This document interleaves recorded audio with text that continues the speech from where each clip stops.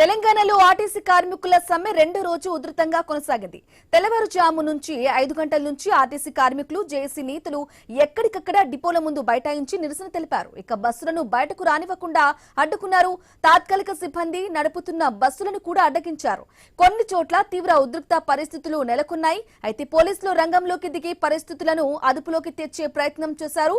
అయినప్పటికీ తమ డిమాండ్లను నెరవేర్చే వరకు సమ్మె కొనసాగుతోందని ఆర్టీసీ కార్మికులు హెచ్చరించారు. తాము వెనక్కి తగ్గబోమని అంటున్నారు.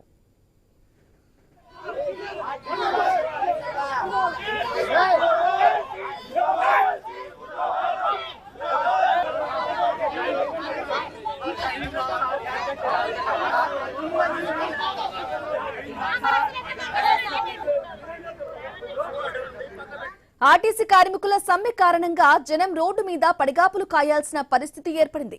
బస్సులు డిపోల్లోనే ఉండిపోయాయి. కార్మికులు వీధుల్లోకి వచ్చి ఆందోళనలు చేస్తున్నారు. అటు ప్రభుత్వం పరంగా ప్రజలకు ఇబ్బందులు కలగకుండా ఏర్పాట్లు చేసే ప్రయత్నం చేస్తోంది. అయితే పలు చోట్ల కార్మికులు ప్రైవేటు వాహనాలను అడ్డుకుంటున్నారు.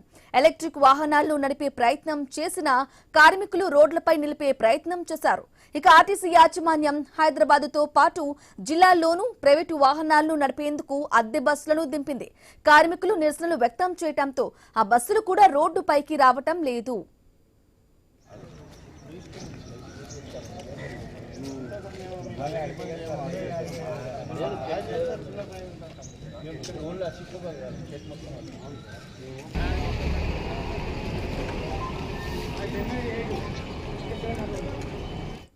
ఇక అనుకున్న విధంగా ప్రత్యామ్నాయ ఏర్పాట్లు చేయలేకపోవడంతో ప్రయాణికులు ఆటోలు క్యాబ్లను ఆశ్రయించాల్సి వస్తుంది.